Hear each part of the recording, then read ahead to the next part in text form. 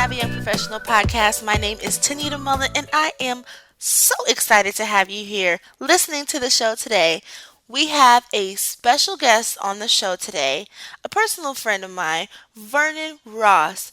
Vernon is the host of the Social Strategy Podcast, and today we're going to talk about networking. We all want to step our networking game up. We all want to know what to do with these business cards, and we all really want to know how does it really help us to go to all of these events. So Vernon is going to walk us through a couple of ideas and a couple of strategies that he uses to take his connections to the next level. If you want to know more about how to step your networking game up, please stay tuned and listen to the show.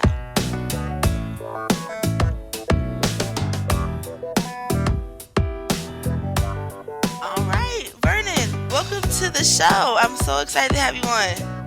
What's going on? Yes. So we're going to get into some good stuff today. I hope so. I thought about, networking is such a big deal. And, when I thought about people who could really talk to people about networking and what it really means and how to really do it, I thought about you.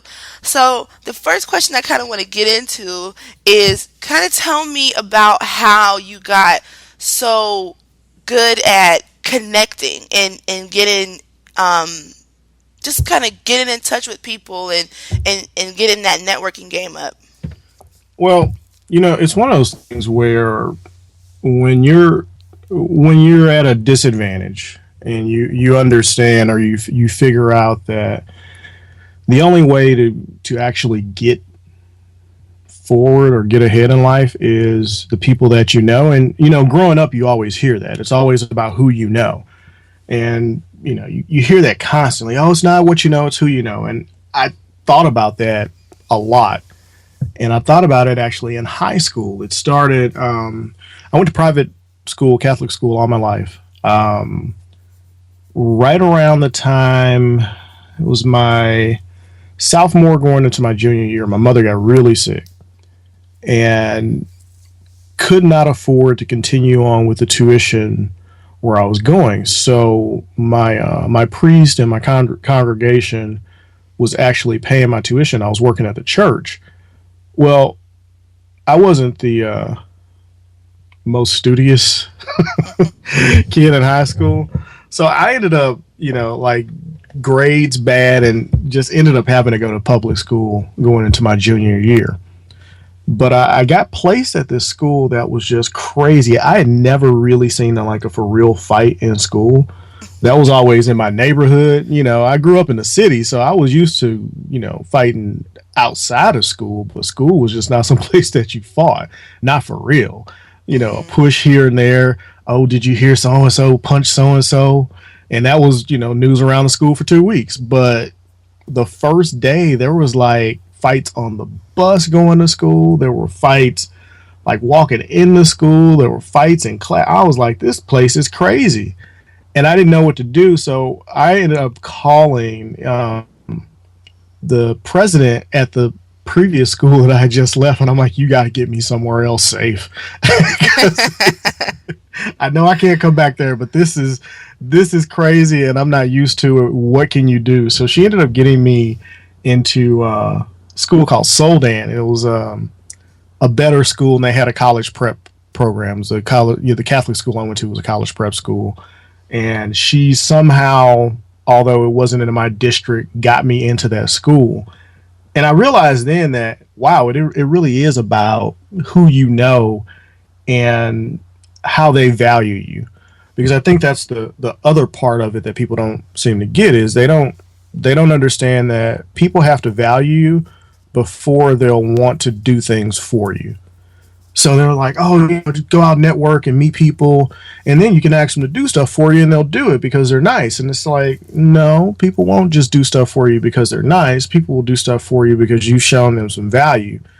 And I had the relationship with her is I would always go into the office and help. I would always run up and open her car door for her when she was coming out of the school. And it was always, well, good morning, Dr. Thomas. And how are you doing, Dr. Thomas? And it was just a respect thing because I had not in my experience, seen too many black women in such a prestigious position, and it was like, she reminded me of my mom because my mom was, well educated, but she wasn't in a position like that. So, this lady running this high school, and my sister had gone to the high school, and it was a Catholic high school, and there's this black woman running it. So I just had all the respect in the world for her, and I treated her like that.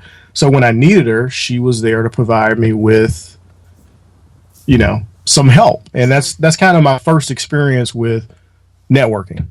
Wow. So here you are, a junior in high school. You're pushed into this brand new situation, and your instinct is telling you, I need to call someone that I know, that I trust, and see what I could do to get out of this. Because I'm not about what's going on right now today. I can't be, on the way to school and trying to duck and dive punches. Right? Yeah, yeah. That is really interesting. What I really connected to with what you said was it's about how people value you. You had a connection, and it was a I value this person values me, and so that is why you were able to possibly get to a different situation very quickly. That's pretty savvy for you, Vernon. I gotta say that's an interesting story. And I've never told that story. that's pretty interesting. So this kind of brings me to another question because I think a lot of the times people have this definition in their head, especially when they're in the professional work world, and they're newbies in the game. I mean, I had this issue. I came from an industry where, it was kind of like very fast paced and very moving, and it was about the work. And then I moved to an industry where it was really, truly, it was sales. It was about the network. So it was totally different. So I want to know, do you have your own definition of what networking is? Because I see so many people and they have this idea of what networking is, and I almost feel like for every person it's a different definition. Well, most people think networking is, you swap business cards with another professional with a service that complements them, or you may have a service that complements them. And if you don't, you grab one of your other business cards that you've collected from somebody else that you really don't know, and you hand them that business card, or you make the connection, and now you're a connector. I just don't see it that way.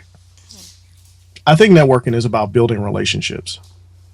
And, I feel I'm very apprehensive to connect people if I've not had a conversation with them, and like a good conversation with them. Networking to me is really meeting new people, finding out the value that they have to offer, and then connecting them with someone else that has, just as much value, but in a different way that can complement that relationship. Or just getting to know the person and like getting to know personal stuff about them and what kind of stuff they like, because you really can't connect people effectively to each other if you don't understand, what they want, what they like, where they want to go in their business, what kind of problems they're having in their business. And often the conversations and networking is just, oh, well, so what do you do? And that's as far as it usually goes, because people are so on the surface with their questions, because their only motive is to get something out of the relationship, when I don't think that should really be what you want to do. So, if I had to define networking, I would say that it's establishing a relationship with other professionals so that you can help benefit and add value to their professional lives and their personal lives. You seem like you definitely have a theme going because you've used value a couple of times. I hear that word Oh yeah. in your conversation, and it's interesting that you talk about people having this idea that you go and you exchange business cards, and that's networking.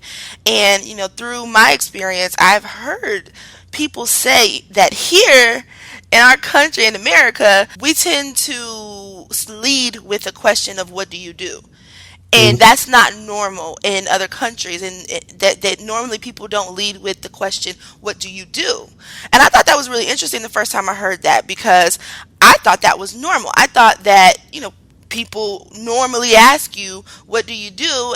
And from what my understanding, talking to people who have done business in other countries, that is definitely something that you would never lead with. And so, I kind of now, or when I heard that, I started to really realize, okay, I need to ask other questions.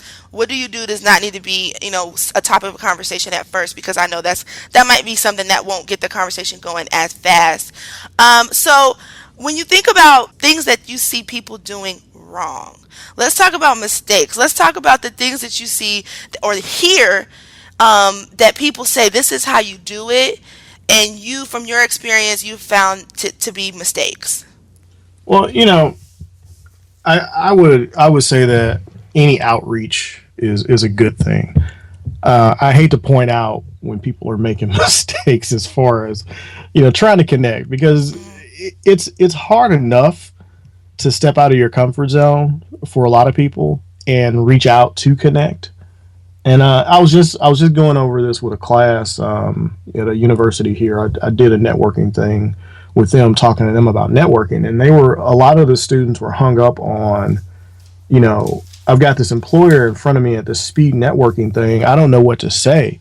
How do I come up with my elevator pitch? And so I'm like, I went into this rant about the elevator pitch, and I'm like, it's such BS, because the elevator pitch was really developed for startups and venture capital and people that were seeking venture capital. And it became really, really popular when in the investment industry, when people were trying to get an investor to put money into their company or into their startup, or they're going in for a round of funding, or they run into a angel investor.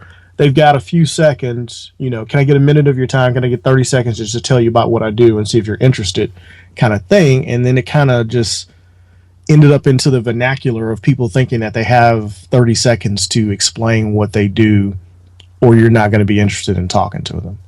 And so I think that's kind of where that comes from. When I walk into a room, I just introduce myself and give them my name, and then ask them their name, and then I ask them about their day. I mean, it's a if you're not at a conference where know what everybody does, like at Podcasters Movement, when we met at Podcasters Movement. I think my second question was like, hey, so do you have a podcast yet? I remember that. And because I wanted to know, what are you doing in your life, not what do you do for a living. I think we eventually got to what you did, but it doesn't really matter that much if you don't get to know the person, because it becomes more of an interview kind of thing, and it's not really an interview. It's building a relationship. You can't go for that. Oh, so what do you do? And so what do you do? And if what they do is cooler, then you have to worry about the other person feeling not as adequate, or you go into that, what do you do? And the person's not working. I see that a lot at networking events. It's like, oh, well, I'm seeking opportunities. And then okay. And slowly back away. Right. And it's Yeah, like, okay. oh, so you don't want to talk to anybody that's unemployed because you don't think they can help you. Which is so not true. So It not true. becomes, yeah, it becomes real judgmental. Yeah. And I definitely agree with that. I think that sometimes we get into these little habits, and it's like, okay, well, I want to meet people.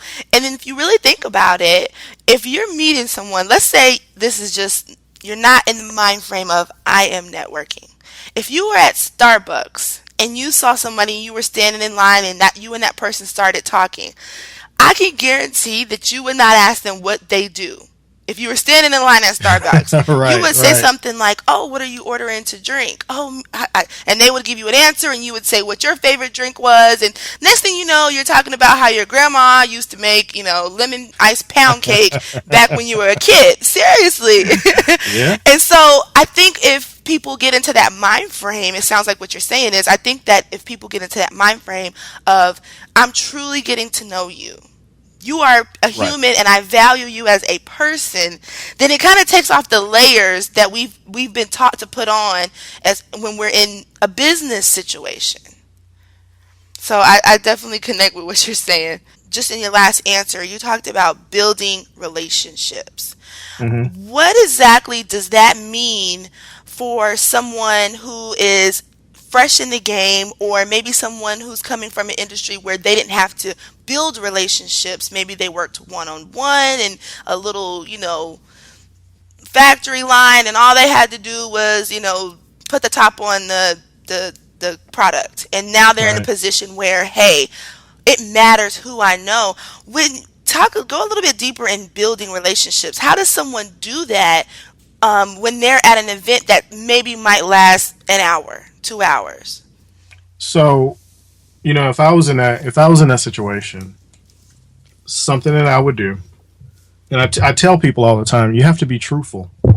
You have to understand where you are, and you have to understand what's going on around you. And one of the quickest ways to establish relationships with other people is to get them to talk about themselves, or to get them to give you advice. So you have to humble yourself. Number one, you should know about the event you're going to. So do your homework, be prepared, and understand the value that you do have to offer, because everybody has something. No matter what you do or what you came from, everybody's got some kind of value to offer. So you have to figure out, what's your thing. What's the one thing that you know how to do regardless of what your position is in life, but you don't necessarily have to lead with that. Given that scenario that you were just talking about, I would tell that story, because stories are the way to pull people in and then get them to talk about their story.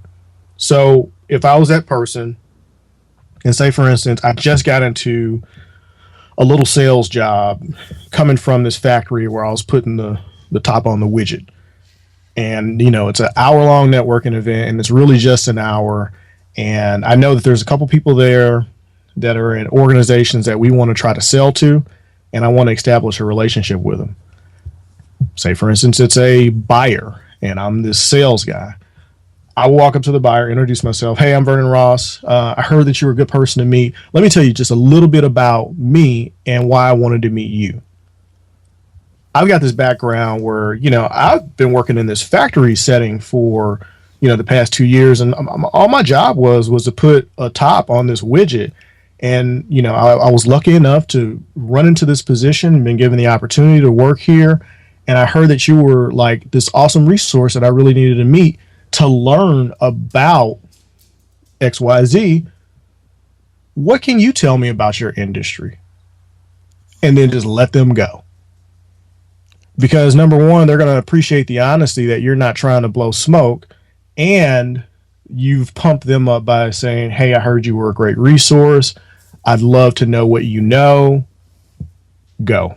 And usually what's going to happen, unless the person's just dry, which does happen, they're going to start talking about what they do, and they may ask you a few questions, and then a dialogue happens, and you'll end up building that relationship. I wouldn't go to one of those events trying to meet everybody there. I would want to try to make one really good, solid connection, because that person's going to be able to introduce you to other people. That's a very good point. And it sounds like what you're saying as well is, or what I hear you saying is that, you're going to have to do a little bit of research, like Oh, yeah. quick research. If you get to an event, scan the room, look at these name tags or look at logos, and really see who it is that you want to meet, instead of, walking into the room and just you walking up to people and just jumping into conversations. Maybe you should take a little inventory so that you are kind of strategic in who you're spending your time with, especially if it's a short amount of time. Well, in those situations where if I don't have a chance to research, advice that I always give people when they're about, well, how do you meet new people? And I'm like, well, people don't know who you are till they know you. So you can be whoever it is that you want to be. That, if you want to be the type of person who's outgoing, be the type of person who's outgoing if these people don't know you.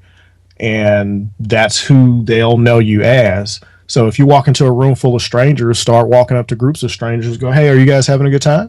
Everything all right? And they're going to answer you, oh, well, yeah, we're having a great time. Well, hey, I'm so and so and so and so. hmm And then they're gonna think, who's that guy? They're Right. gonna think you're the host. Right. Exactly. Which is awesome because all eyes are on you after that. If someone did that, if I was at an event and somebody came up to me and said, "Hey, how are you doing? You guys having a good time?" And with that confidence, I would say, "Oh yeah, we're having a great time." Even if that person didn't have a conversation with me after that question, I'm gonna be like, "I need to meet him," because he's. I don't know if he's the person putting on the event or if he works with these people, but he's real Right. confident and he's over here asking me, how am I having a good time? That is an awesome tip. I really, really like that one. That's gold right there. I'm gonna have to use that. People Yeah, have to. it's a fun one to use, and it gets people talking. Awesome. Okay, so you did talk a lot about a little bit about events, and I remember meeting you at Podcast Movement, and it was so interesting because I came out of another session, and you were talking to somebody that I knew.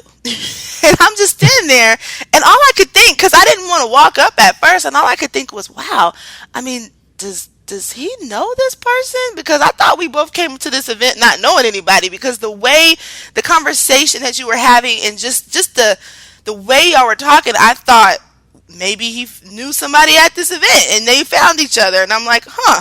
But, it turns out that when I walked up, y'all didn't know each other. And y'all were really, truly making connections. And that's how I got involved. Yeah. Tell me, or let's talk a little bit about events in particular. Just, people going to conferences, 3-day events, 1-day events, industry specific things, because I know a lot of times when we're working, whether we're, entrepreneurs or, we work for a corporation, there are events that we go to throughout the year. Hmm. What are some things that a person needs to think about before, during, and after a specific event? So before the event, depending on how the event's set up, and if there is an event app or if they're using some type of registration where you can connect with other people at the event, I go through the list of people and look for people that I may want to connect with.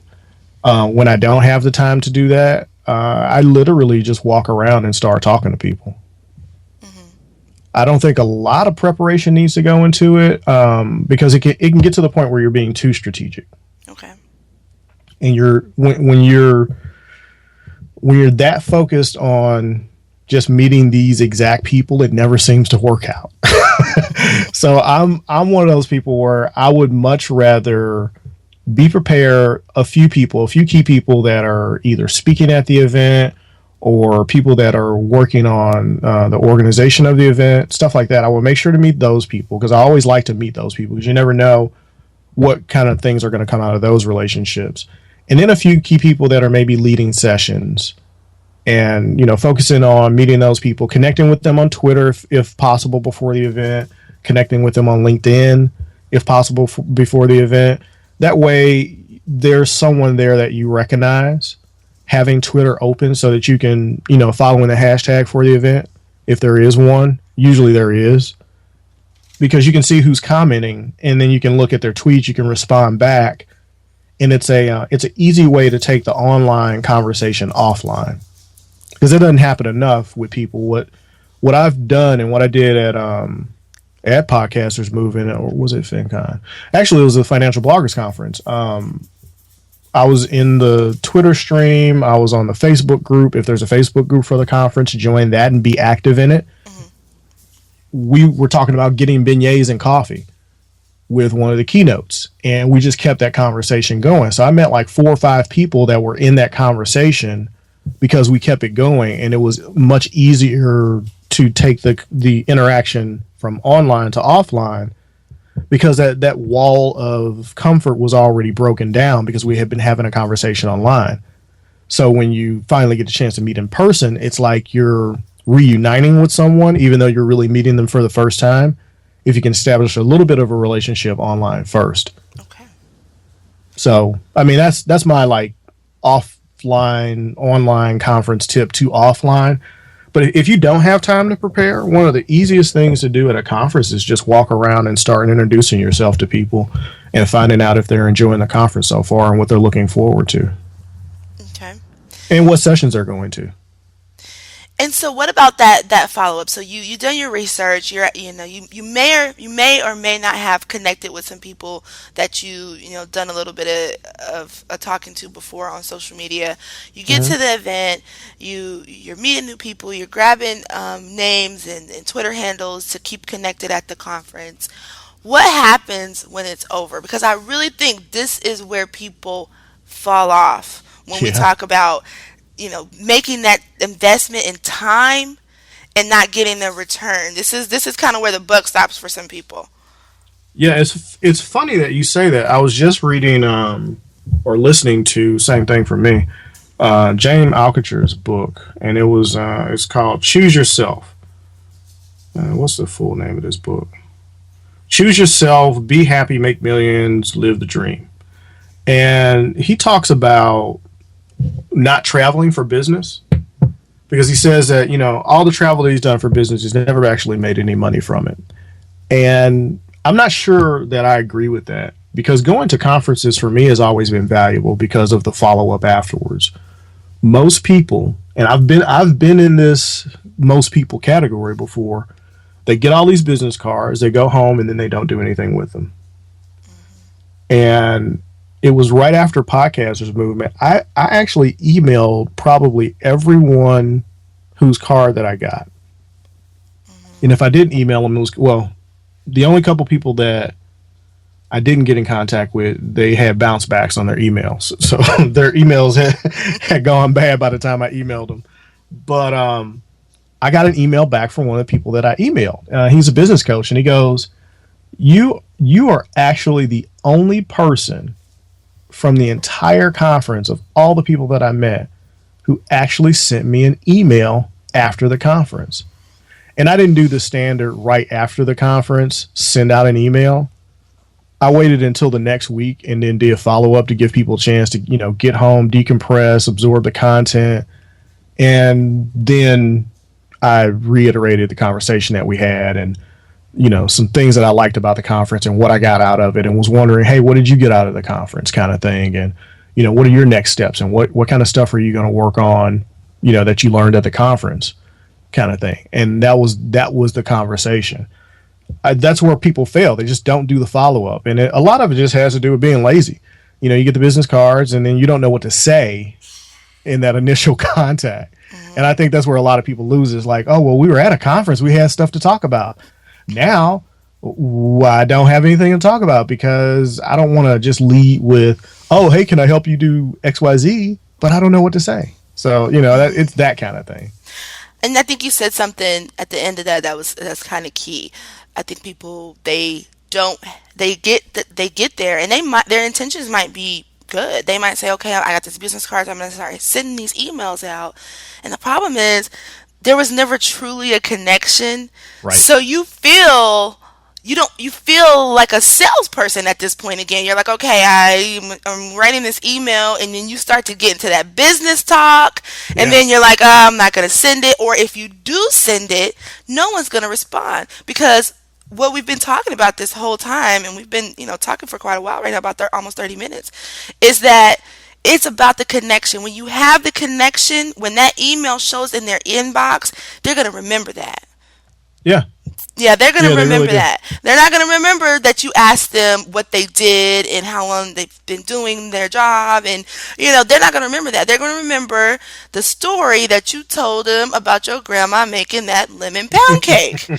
And that's perfectly okay to put in an email. I've definitely done that.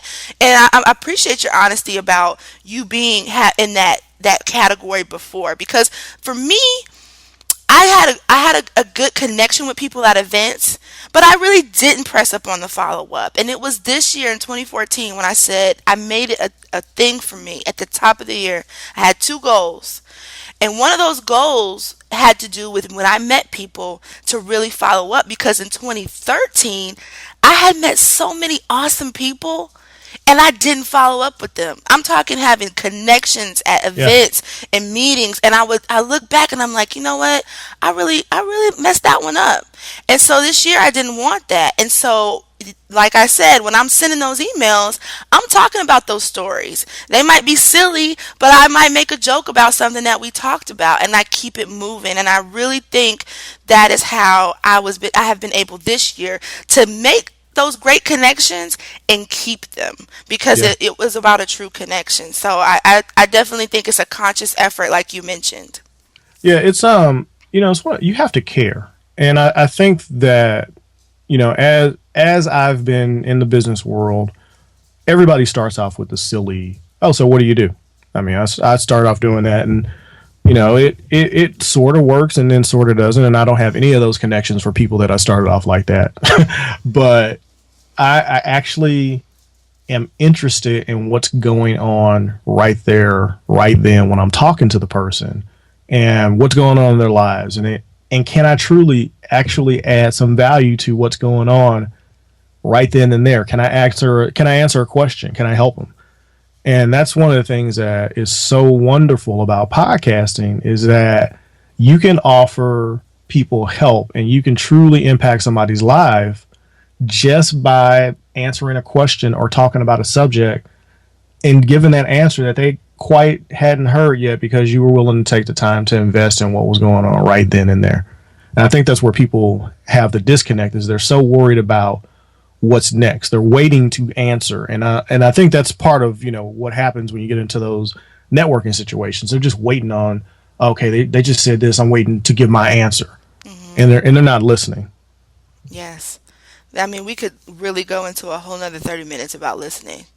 Yeah. I want That, to read you something because I'm reading the Motivation Manifesto. It's by Brendan Burchard, and it's funny. Just like in the first couple pages, I was hoping I had this book by the time I did this networking class, but I didn't.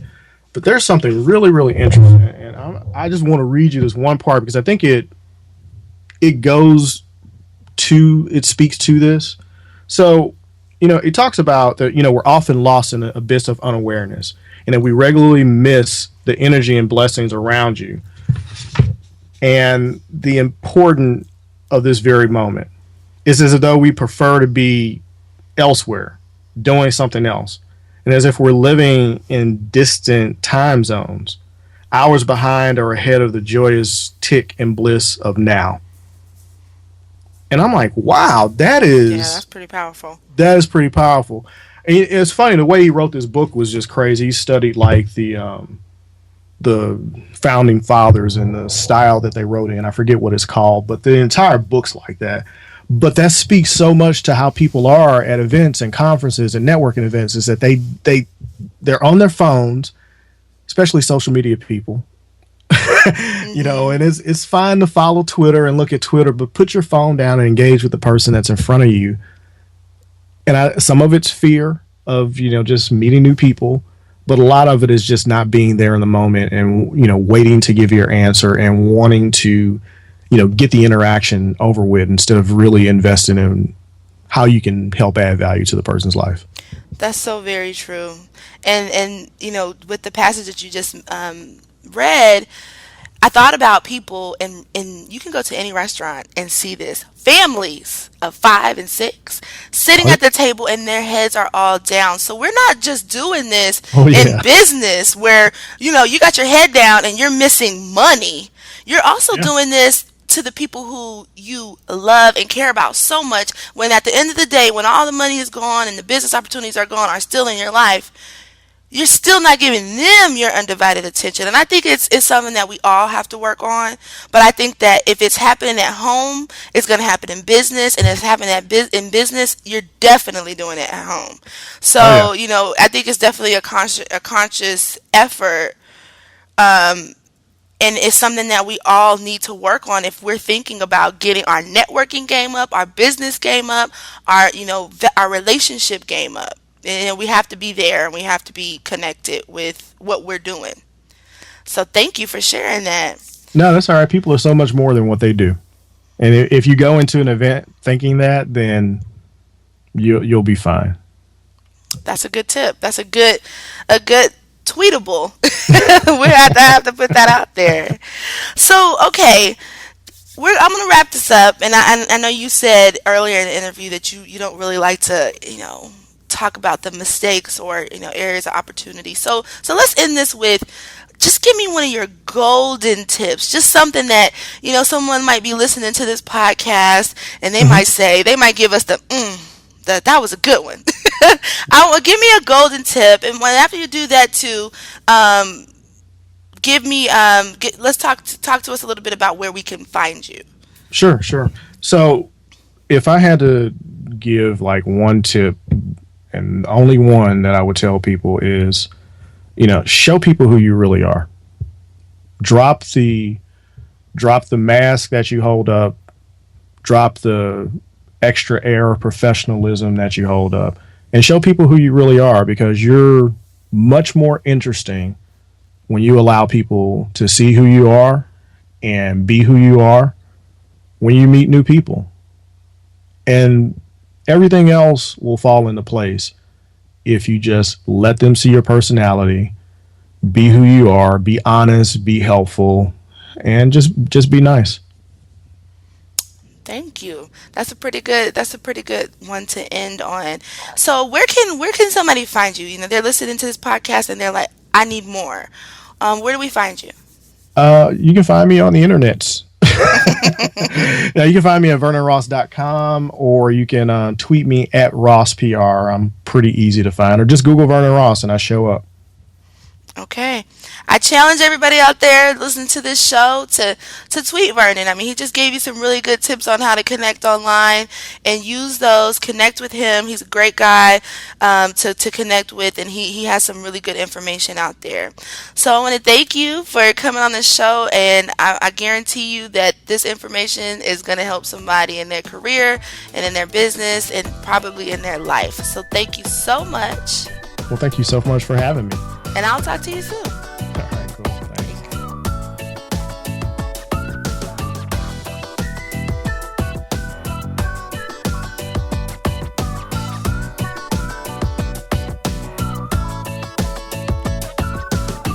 You can find all the links and resources mentioned in this podcast in the show notes. And if you enjoyed this podcast, head over to thesavvyYP.com for more career, business, and life tips. Keep it savvy, YPs.